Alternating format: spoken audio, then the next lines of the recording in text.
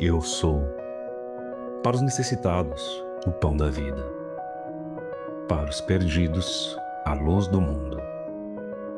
Eu sou a porta das ovelhas, o pastor que dá a vida por elas. Eu sou a porta e também o caminho. Eu sou a verdade e a vida. Eu sou a ressurreição e a vida. Eu sou Jesus. Sejam todos muito bem-vindos à Fonte São Paulo. Para você que nos visita, é um prazer receber vocês aqui. Como diz o Murilo, para você que é da casa, sejam muito bem-vindos também. É bom receber você também aqui. É um privilégio poder ensinar numa igreja em que os pastores têm se dedicado a apresentar as Escrituras semana após semana, tentando demonstrar a relevância e a importância de Cristo Jesus para nós. Nós estamos estudando uma série que fala sobre quem Cristo é e nós estamos observando especialmente as frases em que Cristo Jesus, no Evangelho de João, diz: eu sou. E nós vimos que o nosso Senhor é aquele que é a luz do mundo e Ele lida com a nossa necessidade de conhecimento. Vimos que Ele ou Ele também diz que é o pão da vida, e assim lida com as nossas necessidades. Mas Ele também é a porta das ovelhas e fala sobre a nossa salvação. E nessa manhã, nós vamos voltar para aquela frase de Cristo Jesus que nós acabamos de cantar e nós vamos tentar entender o que o nosso Senhor Jesus Cristo quer dizer quando Ele diz: eu sou o caminho, a verdade e a vida. E o que isso tem a ver com a nossa liberdade. Nosso desejo com essa série é preparar o nosso coração para a Páscoa à medida que nós caminhamos pelo livro de João, ouvindo as histórias e as frases do nosso Senhor Jesus Cristo, para nos preparar para ouvir sobre o seu ensino, especialmente na sua morte e ressurreição. Nessa manhã, nós vamos estudar um texto bastante conhecido, um texto que provavelmente você já leu em algum lugar, já ouviu de alguma maneira. E a leitura que nós vamos fazer é uma leitura muito simples. Nós vamos ler somente um versículo, mas eu vou ler para vocês aquilo que nós acabamos de cantar. Você não precisa se levantar dessa vez. O texto diz assim: e Jesus respondeu: eu sou o caminho, a verdade e a vida. E ninguém vem ao Pai, senão por mim. Vamos orar? Senhor Deus, essa é a Tua palavra. Senhor Deus, essa é a Tua mensagem para nós. Nela que nós encontramos vida, é nela que nós encontramos vida em abundância. Enquanto nós voltamos a nossa atenção ao que ela ensina, Senhor, fala. Porque nós sabemos que somente o Senhor pode transformar corações duros como os nossos. Somente o Senhor pode quebrar pessoas de dura cerviz como a nossa. E só o Senhor pode amar pecadores tão condenáveis como nós somos. Mas ainda assim, esse grande amor revelado em Cristo é um amor que nos acolhe, nos recebe, nos transforma e nos convida para uma nova vida. E é essa vida, uma vida livre das amarras do pecado, a vida que nós queremos viver. Por isso, Senhor, fala conosco nessa manhã. Eu oro em nome de Jesus. Amém. Talvez você já tenha assistido algum filme que fala sobre liberdade. São muitos os filmes, são de diferentes gêneros. A arte, de alguma maneira, ela sempre evoca histórias que falam sobre liberdade. Se você viu um filme que fala sobre libertação de escravos, ou de pessoas que viviam sob julgos institucionais, são filmes que são emocionantes. E por que eles são tão emocionantes para nós? Porque eu tenho a impressão que, de alguma forma, a liberdade é um anseio profundo da nossa alma. Eu acredito que eu e você, eu acredito que a nossa sociedade, eu acredito que as pessoas que vivem hoje no mundo, todas elas anseiam por liberdade. Talvez eles olhem para a sua própria história e encontrem amarras na sua família, eles encontrem amarras no lugar onde eles nasceram. Talvez eles prestem atenção no país em que eles estão, eles dizem que estão perdidos com a quantidade de impostos que pagam. E de alguma maneira, eu e você, nós falamos sobre liberdade, nós pensamos sobre liberdade, nós vemos filmes nós ouvimos músicas, nós ouvimos poesias que falam dessa liberdade. Porque parece que essa liberdade é um grande anseio do nosso coração. Mas se você prestar atenção nos clamores por liberdade que nós ouvimos, dos mais profundos e dramáticos anseios daqueles que estão nesse momento sofrendo opressão, até o grito de liberdade daqueles que de maneira ilegítima e imoral estão querendo buscar um tipo de liberdade que é completamente diferente dos padrões que o nosso Deus tem. Mesmo nesses extremos, existe um reconhecimento anterior que de alguma maneira nós estamos todos aprisionados a alguma coisa. De alguma maneira, esse anseio por liberdade existe no nosso coração, porque no fundo a gente sabe que tem alguma coisa errada com esse mundo.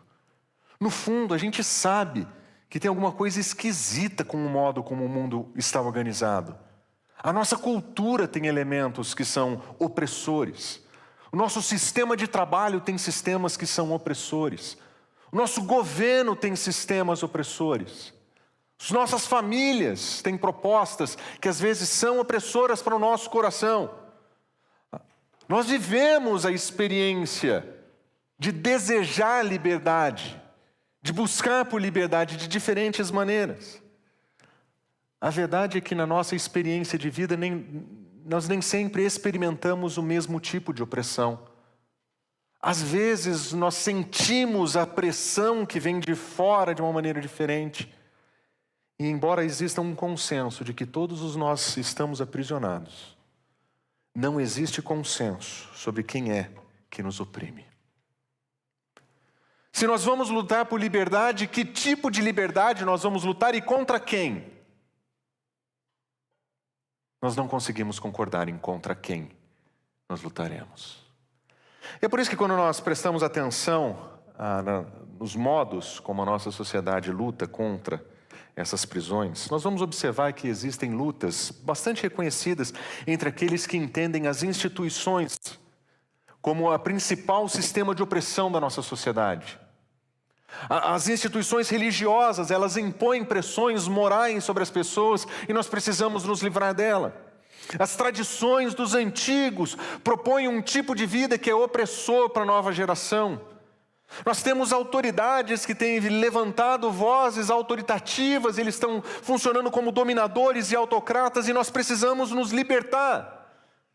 No fundo, o que nós ouvimos as pessoas dizerem quando elas brigam com as instituições é que elas querem algum tipo de autonomia para viver o seu próprio caminho. Eu quero dizer o que é certo. Autonomia não é simplesmente a ideia de ser independente de alguém, ou de se ver livre de um poder. A autonomia é ter o desejo de ter poder para decidir quais são as regras do jogo.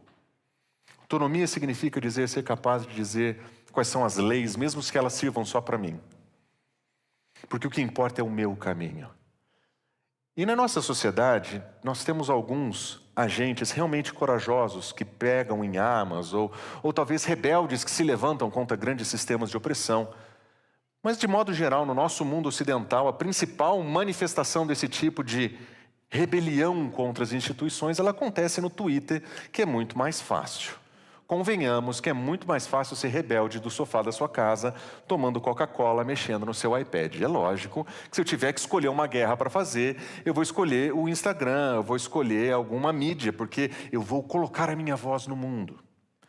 É muito engraçado que essa solução de autonomia, de dizer que eu tenho que ter o poder para decidir o que é certo para o meu caminho, e então eu vou viver a minha liberdade, percebo que nós estamos construindo a nossa identidade baseada exclusivamente na nossa autoafirmação. A minha liberdade e a minha identidade são definidas por quem eu sou. E eu vou dizer uma coisa para vocês. Na minha visão de mim, eu sou capaz de resolver isso. Aliás, eu diria que na minha visão de mim, I am unstoppable.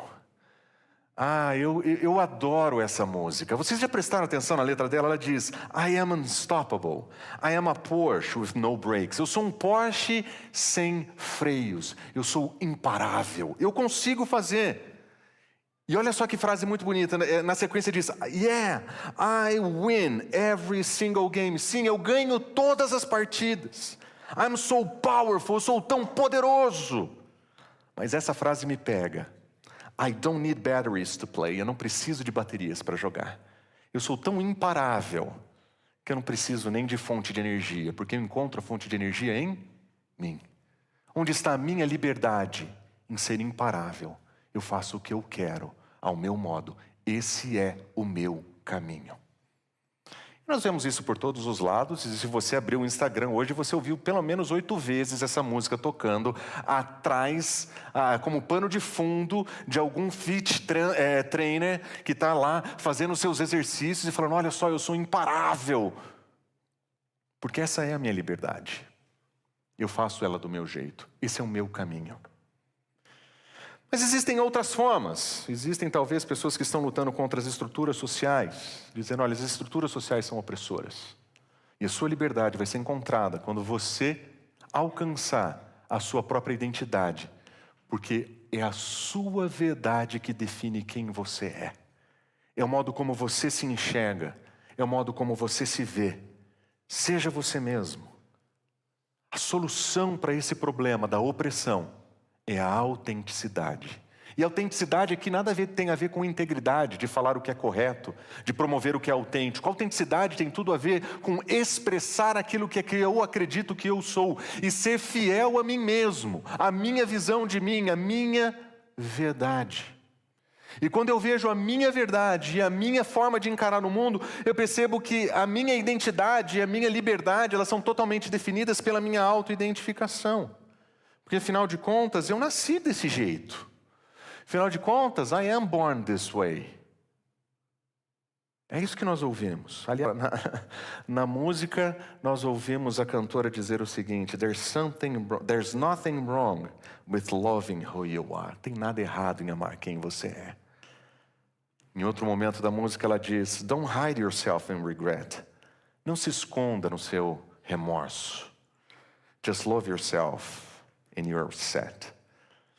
Apenas tenha amor próprio e você vai se dar bem. Essa é a sua verdade. Seja você. Seja verdadeiro para você mesmo e para a sua verdade. E então você vai ser livre. Outros pensam um pouquinho diferente. Outros pensam que situações externas que nos oprimem. Nós falamos muito sobre saúde emocional, nós falamos muito sobre estabilidade, mas a verdade é que nós queremos um tipo de vida que seja conforme o que eu quero, conforme as minhas preferências pessoais. E eu vou fazer o possível para que aquelas questões que são externas não mexam no meu coração, não mexam na minha vida. Esse tipo de vida cria uma identidade que é completamente baseada em performance, porque tem tudo a ver com o modo como você vai conseguir reagir diante das situações que estão colocadas diante de você. Talvez você concordaria com a Miley Cyrus quando ela diz o seguinte, lidando, claro, com um problema muito grave do término do seu namoro, do seu relacionamento, ela diz o seguinte, eu não queria que você me deixasse, e eu não vou mentir, eu até chorei, mas então eu me lembrei, aí ela fala a frase mais marcante de toda a música, ela diz, I can buy myself flowers, eu posso comprar flores para mim mesmo. I can write my name in the sand, eu posso escrever meu nome. Eu posso falar comigo por horas. Eu posso dançar sozinha. Eu posso segurar a minha própria mão. Yeah, I can love me better than you can. Eu posso me amar melhor do que você. Não importa se as coisas estão ao meu redor ruins. Se eu conseguir viver uma vida de amor próprio, eu vou viver a minha vida. Liberdade nos nossos dias é eu crio o meu caminho. Eu vivo a minha verdade. Eu levo a minha vida. E quando nós encontramos essa visão de mundo autônoma, que busca supostamente autenticidade e uma forma de controle sobre a vida, nós percebemos que todo esse projeto é definido pelo indivíduo. Liberdade tem a ver com o que eu quero, do meu jeito, a minha hora. É eu fazer o que eu tenho vontade. E as pessoas ao meu redor têm que me aceitar como eu sou. Porque eu nasci assim.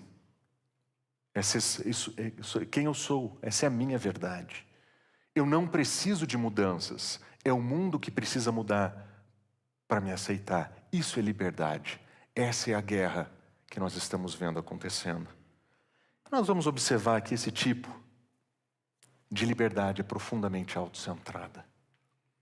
A verdade é que essa liberdade não está preocupada com a liberdade do outro, está somente preocupada com a liberdade do próprio ego. Elas são completamente produzidas pelos indivíduos. Elas não estão preocupadas com outras pessoas. Mas a pior parte é que todas elas identificam o problema do lado de fora. Todas as lutas por liberdade que nós encontramos no nosso mundo, elas são incapazes de olhar para dentro, para encontrar o problema, pelo menos. Elas olham para fora e entendem que o problema está lá. O problema é o outro, é a instituição. O problema é as pressões. Mas quem me livrará do corpo dessa morte? Quem me livrará de mim mesmo? Quem garante que a minha verdade é verdadeira? Quem é que avalia se o que eu penso, o que eu falo ou o que eu quero é correto? E mais, quem me deu a autoridade para fazer isso? A liberdade que nós estamos vendo sendo buscada no mundo, ela não é somente utópica, no sentido de que ela não vai ser alcançada. Ela não é somente irreal, no sentido que ela não é compatível com a nossa experiência. Ela é insuficiente. O nosso anseio por liberdade, quando tentado encontrar na remoção de coisas que estão do lado de fora, sem olhar para quem nós somos de fato, ela vai nos deixar profundamente insatisfeitos. Porque a liberdade que nós ansiamos, por qualquer uma dessas brigas, não vai ser a liberdade que nós receberemos. Se você for fiel ao seu caminho, você vai ser livre no final? Sério? Se você viver a sua verdade, você vai ser livre dos ditames da sociedade? Não. Se você fizer a vida do seu modo, você vai conseguir ser livre dos seus problemas nacionais, dos problemas da sua cultura, dos problemas da sua família? Não! Você só descobriu uma nova forma de escravidão. Escravidão das suas próprias convicções. Escravidão das suas próprias preferências. E por buscar uma liberdade que luta com tudo aquilo que está fora sem cuidar daquilo que está dentro, nós nos tornamos prisioneiros daquilo que mora dentro de nós e nós não queremos reconhecer. Por isso que nessa manhã eu gostaria de demonstrar que nós não temos somente ferramentas que nos ajudem a perceber as insuficiências da busca por liberdade no nosso mundo, mas de que o Evangelho oferece para cada um de nós uma visão abrangente da verdadeira liberdade, identificando em primeiro lugar o estado da nossa escravidão, o nosso processo de libertação e, de fato, a liberdade que nós temos em Cristo. E por isso, nessa manhã, eu quero convidar você a fazer um rápido panorama pela Escritura, para que você relembre verdades que você já sabe sobre esse mundo e sobre a escravidão que nós vivemos. Demonstrar a grandeza de Cristo Jesus. E, por fim, demonstrar que o caminho, a verdade e a vida da verdadeira liberdade não sou eu que defino. Quem define é o grande eu sou. Cristo Jesus é quem define o verdadeiro caminho, a verdadeira verdade e a verdadeira vida para a verdadeira liberdade. Por isso, acompanhe comigo aquilo que a Escritura vai nos ensinar sobre a escravidão que nós enfrentamos. Se nós olharmos para a visão que o nosso mundo tem, e de via de regra o nosso mundo vê o problema da opressão, mas infelizmente ele só acha que a opressão é externa, nas Escrituras nós vamos observar que isso é parcialmente verdade. Existem pressões externas que são ruins. Isso é parcialmente verdade porque nós, como seres humanos limitados, nós enxergamos parcialmente. Nós não somos capazes de ver tudo. Mas quando nós olhamos para as Escrituras nos informam por revelação divina, daquele que tem condição de ver todas as coisas. Nós vemos o nosso Senhor nos ensinar que a extensão dessa escravidão é muito maior daquilo que está do lado de fora, porque ela não é somente externa, ela não é somente interna, ela está em todos os lugares e ela se manifesta de todas as formas. Se você conhece as Escrituras, você sabe que o nosso problema primário e a nossa escravidão existe porque nós em algum momento decidimos nos afastar do Senhor. E essa alienação que nós temos de Deus rompeu todas as nossas relações. A nossa relação com Deus foi rompida. A nossa relação conosco foi rompida. A minha relação com a minha própria identidade, minha própria visão de mim foi rompida. Minha relação com o próximo foi rompida. Minha relação com a criação foi completamente corrompida. E em todos os lugares nós vemos evidências disso. E nós vemos que o fato de que, como seres humanos, como diz Paulo, nós não conseguimos, nós não glorificamos a Deus, mesmo tendo conhecimento dEle, nós vivemos em um estado de alienação desse Deus. E esse estado de alienação me faz alheio à verdade, me faz alheio à visão completa das coisas. Nós vemos que, no que se refere a nós, a nossa mente, Paulo diz, está obscurecida. Eles estão obscurecidos de entendimento e separados de Deus pela ignorância em que estão. Obscurecidos de entendimento é o modo como o apóstolo Paulo quer descrever que aqueles que não conhecem a Cristo Jesus na melhor das suas capacidades, nos seus melhores dias, eles estão obscurecidos de entendimento, as suas melhores teorias estão marcadas pela presença de um pecado, de um não conhecimento de Deus.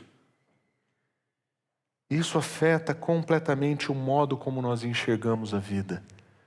Nós enxergamos a vida pela metade. Nós vemos aquilo que é bom, mas nós não conseguimos discernir aquilo que é mal. Nós não conseguimos discernir com clareza a maldade, o dolo. Mesmo nas coisas mais claras que nós encontramos. Mesmo nas cenas em que o dolo e a maldade são óbvias, nós não conseguimos perceber a sutileza e a extensão dessa maldade. Porque nós somos assim. E é por isso que nós estamos em um estado de pecado. Porque aquele que pratica o pecado se torna escravo dele mesmo. Essa é a nossa condição. Sem conhecer a Cristo Jesus, nós estamos aprisionados na nossa própria capacidade de fazer o mal. Talvez você olhe para si mesmo e diga, eu não sou uma pessoa ruim. E talvez você tenha razão se você se comparar com o maníaco do parque. Mas se você se comparar com o Senhor, meu melhor dia é uma desgraça. Esse é meu estado de pecaminosidade antes de conhecer a Cristo Jesus. Aqueles que não conhecem a Cristo estão continuamente praticando mal de acordo com seus próprios desejos, porque até os seus anseios mais profundos foram maculados pela presença do pecado. Nós vemos que esse pecado que tenazmente nos assedia, ele reina sobre nós. E nós vivemos distantes do nosso Senhor. De tal forma que todas as estruturas que nós conhecemos de poder, de ensino, são todas elas maculadas pela presença desse pecado. Porque todo o mundo está sob o poder dele. Quando a nossa sociedade se rebela contra as instituições, ela está parcialmente correta, porque todas elas foram marcadas pela presença do pecado. E é por isso que quando nós vemos grandes rebeliões que se levantam contra poderes opressores, e eles tiram poderes opressores, eles substituem por novos opressores. Eu nunca vi um filme de liberdade que fala sobre guerra, onde a libertação da opressão de alguém trouxe paz. Nós trocamos de opressores.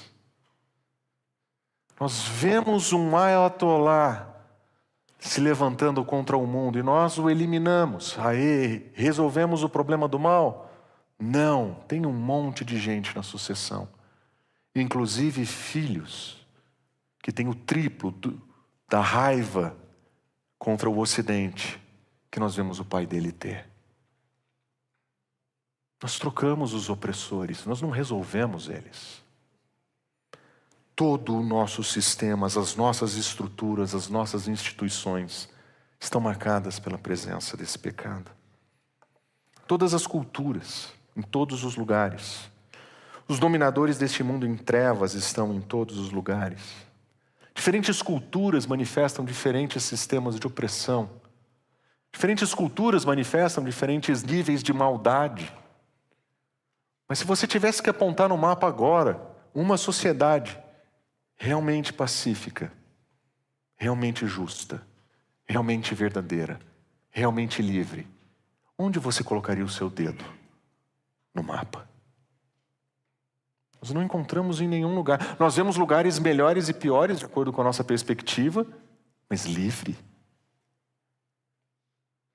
Nós não conhecemos nenhuma sociedade assim. E afeta toda a criação, porque toda a escravidão está sujeita a essa escravidão do pecado. Mesmo na natureza.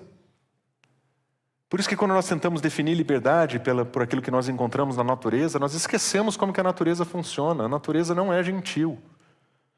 Você só esqueceu que a natureza não é gentil porque a última vez que você acampou, você levou uma barraquinha, você levou um marshmallow para colocar na fogueirinha e você viu bichinhos que estavam pertinho. Você nunca teve que caçar. Você nunca teve que ficar uma semana sem água, sem comida, no meio da floresta para você entender o tanto de maldade que tem lá dentro. Toda a natureza está sujeita a isso.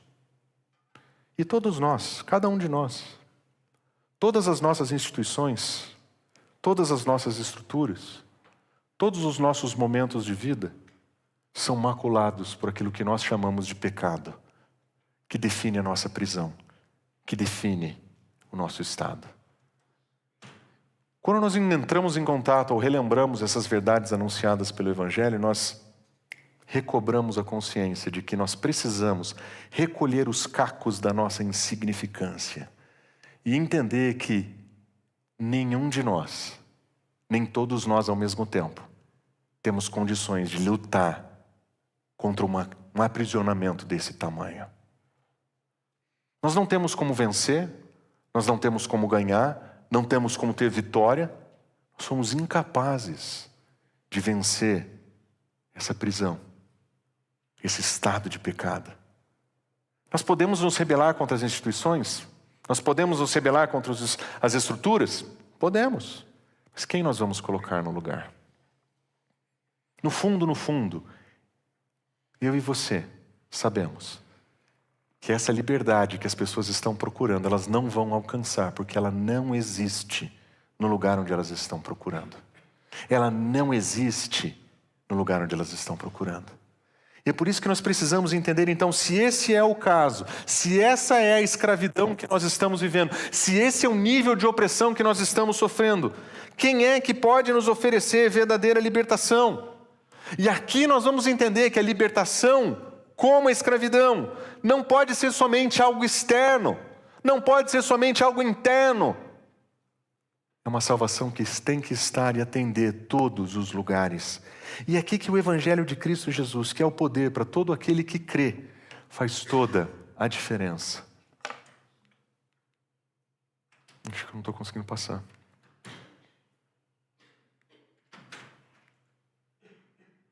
Que o Evangelho, que é o poder de Deus para todo aquele que crê, faz toda a diferença.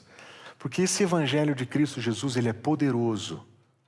E ele pode mudar todas as coisas que o pecado perverteu. E oferecer liberdade em todas as esferas que o pecado destruiu. Isso começa com a nossa reconciliação com Deus.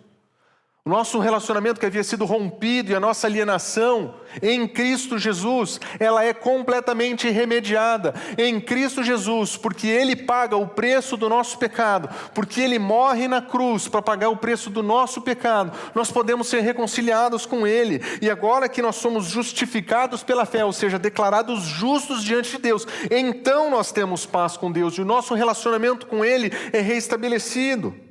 Esse mesmo Deus que viu o nosso entendimento enebrecido, esse é o Deus que brilha no nosso coração, para que a gente enxergue a verdade, iluminando o conhecimento da glória de Deus.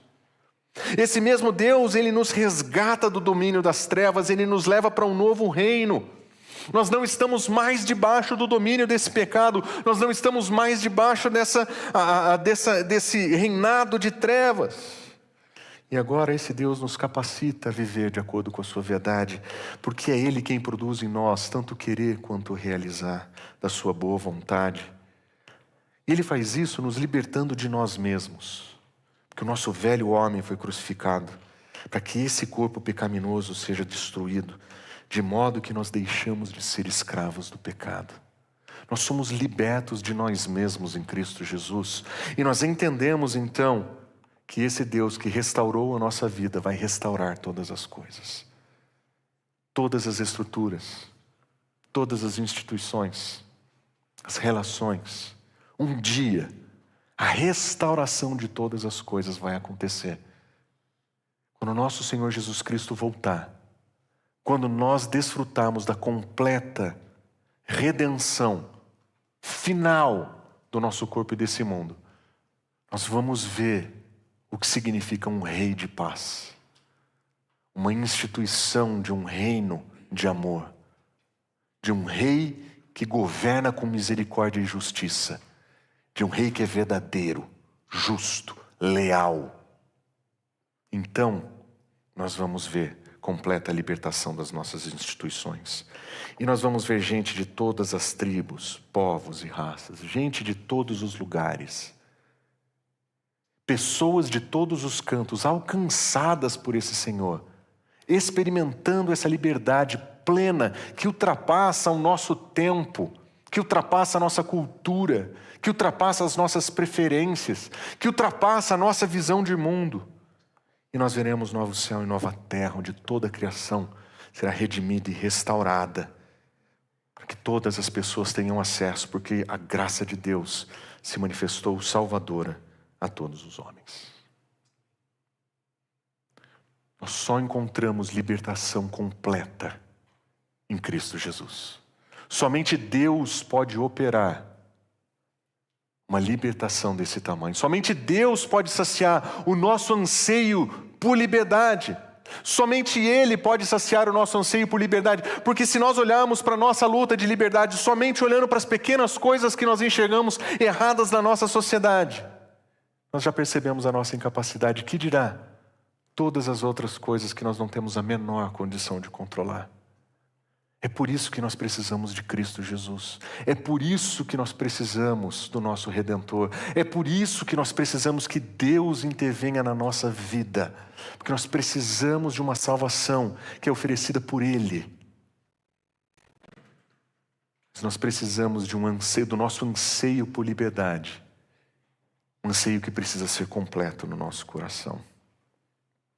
Então a pergunta que nós temos então que fazer é como que essa liberdade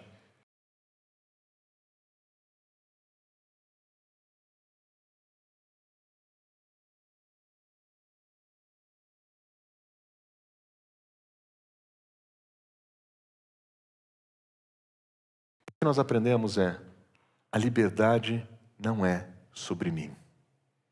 Não é sobre o que eu quero. Não é sobre o que eu vejo. Não é sobre o que eu gostaria que acontecesse. Não é sobre a minha perspectiva política. Não é sobre as minhas preferências filosóficas. Não é sobre mim. É sobre Cristo Jesus. O único que pode oferecer verdadeira e completa liberdade para todos nós. O único que se ofereceu voluntariamente como um sacrifício para garantir que essa liberdade fosse oferecida sem custo nenhum para mim e para você. Essa liberdade que é eterna, que é plena e que é verdadeira. Quando nós lemos o texto que nós lemos, voltamos a nossa atenção para o texto que nós lemos no início, nós vamos observar essa expressão do nosso Senhor, eu sou. Essa expressão é importantíssima no contexto do Evangelho de João, porque o nosso Senhor está dizendo alguma coisa sobre a identidade dele, que faz toda a diferença sobre como nós vemos a nossa identidade. Quando nós olhamos para o nosso Senhor com atenção, nós vemos com mais clareza quem nós devemos ser e quem nós precisamos nos tornar. E nesse contexto, os discípulos estão ouvindo o nosso Senhor Jesus Cristo falando sobre o fim, sobre a chegada do fim. Nosso Senhor Jesus Cristo, no capítulo 14, está só com os seus discípulos. Ele está dizendo para os seus discípulos que ele está indo encontrar o Pai. E que o Pai preparou um lugar para eles. Eles estão dizendo: Senhor, onde é que o Senhor está indo? Porque nós queremos te seguir. E Jesus diz então: eu sou o caminho. Quando eles ouviram a expressão eu sou o caminho, talvez eles regozijaram, dizendo, ou relembrando coisas que ele mesmo já tinha dito. Porque ele tinha dito que ele era o pastor das ovelhas, ele já tinha dito que ele era a porta, ele já tinha descrevido quem ele é, ele já tinha descrito que ele é o Messias, ele já tinha entendido que a salvação estava nele. Mas talvez eles não tivessem entendido a diferença entre o caminho de Cristo Jesus e o caminho que eles queriam para Cristo Jesus. Os discípulos também olhavam para a vida da perspectiva deles. E eles olhavam para Cristo Jesus como se Cristo Jesus tivesse que realizar os desejos e as vontades deles. Eles também queriam que o caminho deles fosse o caminho de Cristo Jesus. Então, quando Cristo diz, eu sou o caminho, eles batem palma dizendo, é isso, Jesus. Agora você vai ser coroado rei e nós vamos ser os seus súditos. Agora nós vamos resolver o problema de Roma. Agora nós vamos resolver o problema de Israel. Porque esse é o nosso desejo, esse é o nosso modo de ver as coisas. Esse é o caminho que nós queremos. Mas o Senhor Jesus Cristo não estava falando sobre o caminho dos discípulos. Ele estava falando sobre o seu próprio caminho. Ele está definindo o seu caminho de volta ao Pai, que passava pela cruz. O caminho de Cristo Jesus era o caminho do sofrimento, era o caminho da morte. Esse era o caminho de Cristo Jesus. Esse não era o caminho dos discípulos. Cristo está fazendo com seus discípulos exatamente o que Ele precisa fazer comigo e com você. Ele está dizendo para os discípulos que a sua visão de futuro sobre liberdade não tem nada a ver com as instituições de Roma. Não tem nada a ver, primariamente, com as suas questões culturais. Tem a ver com a minha morte. Cristo Jesus está dizendo que a verdadeira liberdade é um caminho que eu e você não queremos seguir. Quando ele diz que ele é o caminho, não que ele tem o caminho, ele não está dizendo vai para lá. Ele está dizendo vem aqui. Ele não está dizendo a verdade está lá. Ele está dizendo vem para mim. E o caminho que ele vai oferecer nem sempre é o caminho que eu e você queremos ver. O caminho dele é diferente do nosso. E não tem nada a ver com a nossa autonomia. Tem tudo a ver com a nossa submissão. Esse mundo procura autonomia para encontrar liberdade. E Cristo Jesus começa definindo a liberdade como submissão. É por isso que quando ele diz, se alguém quiser vir após mim, negue-se a si mesmo, tome a sua cruz e siga-me. É por isso que quando ele diz que ele é o caminho, ele aponta para si mesmo na cruz. Ele diz, se você quiser seguir por esse caminho, você vai começar negando a você mesmo. Nossa sociedade diz que você tem que afirmar você mesmo. Você tem que declarar quem você é. Cristo Jesus está dizendo que o início da liberdade começa com uma negação de quem você gostaria de ser. Não tem a ver com a afirmação dos seus desejos. Tem a ver com a negação dos seus desejos. Não tem a ver com a sua autodeclaração de identidade. Não tem a ver com a sua autonomia de fazer o que quiser. Tem tudo a ver com a minha submissão a Cristo Jesus, que é o caminho. E tem tudo a ver com negar a mim mesmo e tomar a minha própria cruz. Quando Jesus diz que Ele é o caminho, Ele queria que os seus discípulos o vissem crucificado. Mas eles não podiam vê-lo crucificado, porque o coração deles desejava vê-lo coroado. E Cristo Jesus está dizendo, não existe coroa Não existe glória, não existe liberdade sem a cruz. E Cristo vira de cabeça para baixo a nossa visão de liberdade. Porque nós queremos os nossos desejos, a nossa visão, o nosso modelo. E nós achamos que é assim que nós vamos encontrar a verdadeira liberdade. Cristo está dizendo, é submissão, é negação e é sofrimento. O caminho da liberdade em Cristo Jesus é completamente diferente dos gritos que nós estamos ouvindo aí fora. Não é sobre o meu caminho, é sobre o caminho dele. Quando você olha para Cristo Jesus, você consegue vê-lo crucificado? Você consegue vê-lo sofrendo pelo seu pecado na cruz? Porque se o seu coração, que anseia por liberdade, consegue vê-lo crucificado na cruz, então você entende o porquê que a submissão a Ele e a minha autonegação é tão natural. Porque diante do sacrifício amoroso que Ele fez no meu lugar, assumindo o meu lugar naquela cruz, pagando o preço do meu pecado naquela cruz, me oferecendo verdadeira liberdade, eu entendo então o porquê que Ele é meu Senhor e porquê é que Ele define o caminho e porquê é que eu sei que o meu caminho lida em morte e o caminho dele gera vida. Não é sobre como eu quero viver a minha vida. Liberdade é sobre como Cristo quer que eu viva uma vida marcada pela presença da cruz. Mas ele continua dizendo, ele diz, eu sou a verdade. Quando nós ouvimos os nossos anseios tentando serem definidos, anseios por liberdade, serem satisfeitos por um sentimento de autenticidade, de cada um vivendo a sua verdade, vem Cristo Jesus e diz, eu sou a verdade. Cristo Jesus, ele não disse que ele tem a verdade, ele não disse que ele aponta para a verdade, ele disse que ele é a verdade. Ele fala que a palavra de Deus é verdade, ele fala que Deus é verdadeiro. Mas quando ele descreve a sua identidade, ele se descreve como aquele que é verdade. Em Apocalipse ele vai se descrever como aquele que é o Amém, o verdadeiro. Ele evoca para si uma característica exclusiva de Deus em todo o Antigo Testamento, dizendo, eu sou a verdade, o Deus verdadeiro, o Deus da verdade. E a verdade de Cristo Jesus é completamente antagônica ao meu anseio por autenticidade.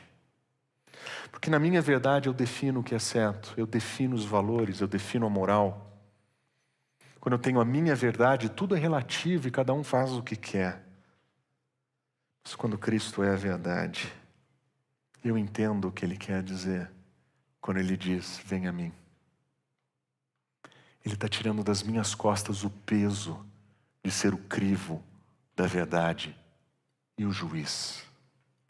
Porque no relativismo você define o que você quer, mas você tem que constantemente definir as suas preferências, e você tem que constantemente ser juiz das suas preferências.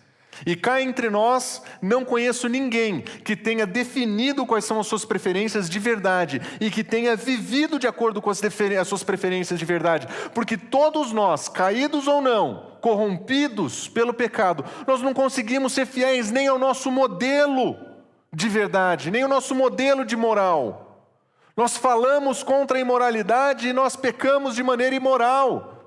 Nós falamos sobre relacionamentos livres e nós temos problemas de ciúme e inveja. Nós não conseguimos manter sequer os nossos próprios valores, porque a nossa verdade está sujeita ao nosso coração fraco, frágil, mutável, influenciável. E é exaustivo ser juiz de si o tempo todo. É exaustivo ser juiz dos outros o tempo todo. É muito difícil ser polícia da moral. É muito difícil.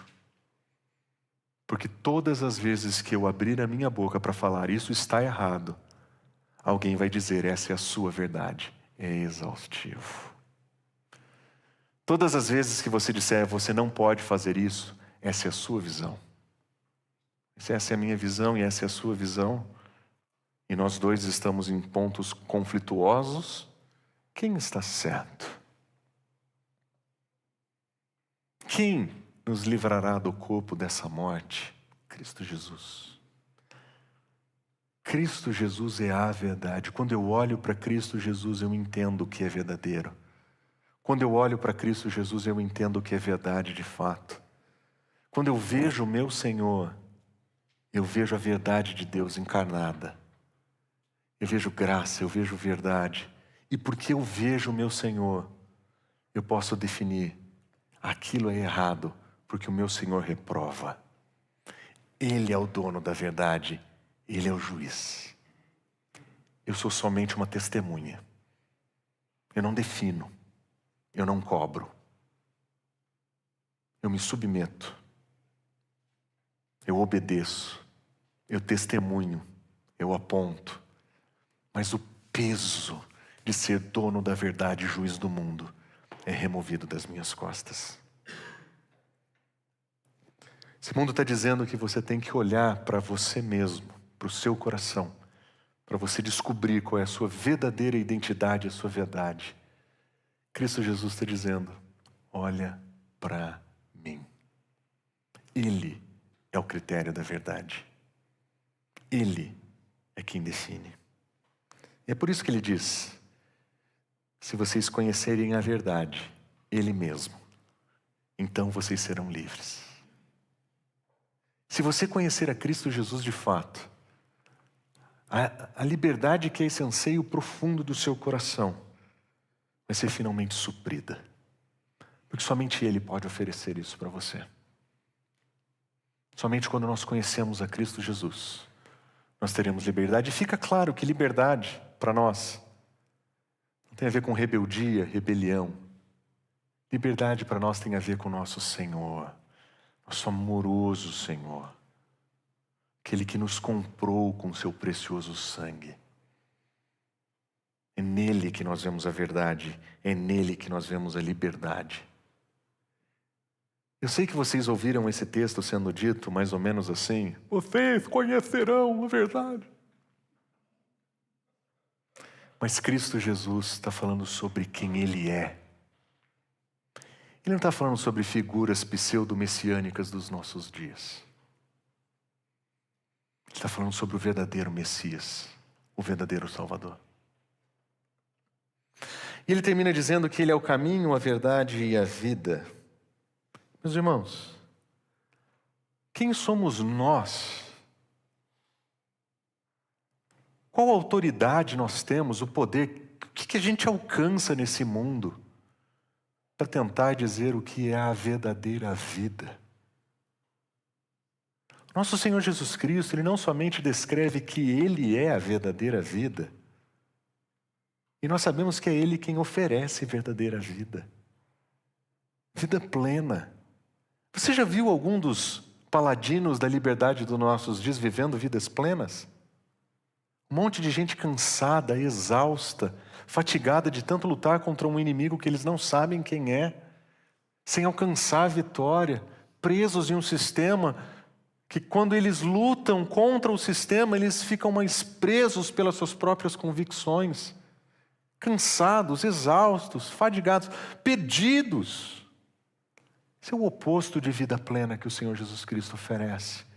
A completa libertação das amarras do pecado, na esperança da completa redenção de todas as coisas no amanhã.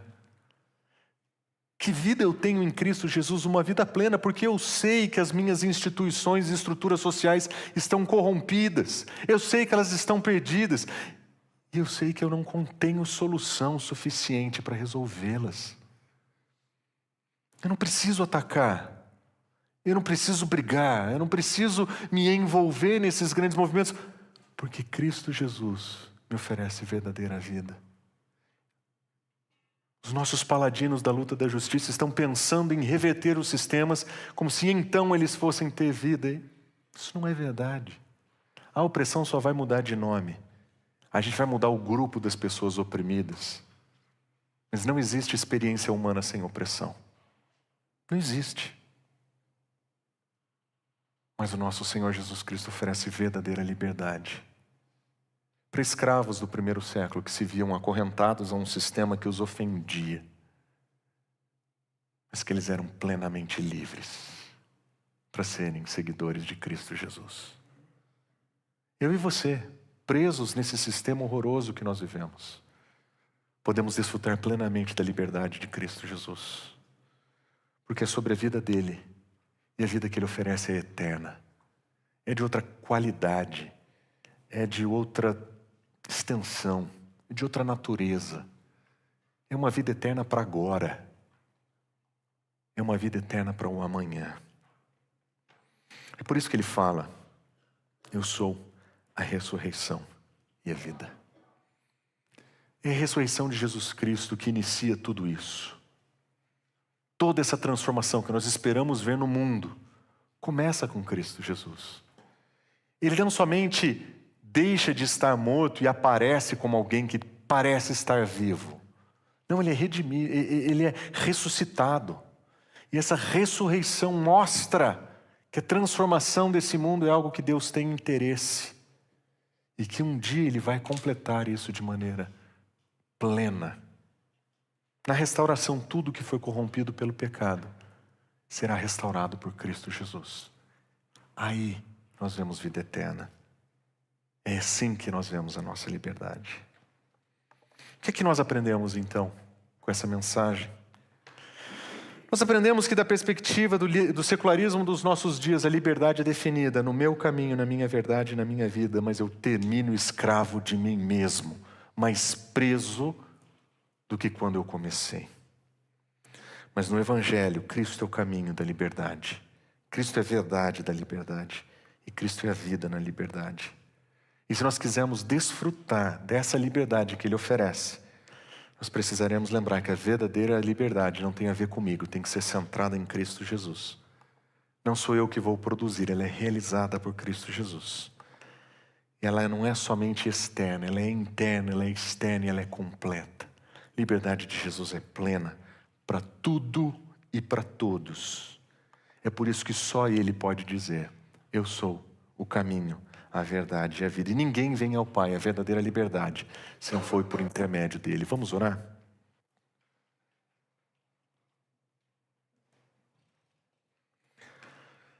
Senhor, quando nós ouvimos a Tua palavra apresentada, quando nós ouvimos a grandeza do Teu Evangelho, Senhor, nós somos relembrados da grandiosidade do Teu poder, da Tua majestade. Mas nós somos lembrados também, Senhor, da nossa insuficiência, da nossa pequenez, da nossa incapacidade. E por isso nós queremos celebrar o Teu grande amor que nos alcançou e nos transformou. Queremos agradecer que o Senhor nos ofereceu verdadeira vida e verdadeira liberdade. Por isso nos ajuda, Senhor, a viver de acordo com a verdade que o Senhor nos anuncia. Que essa verdade proclamada aqui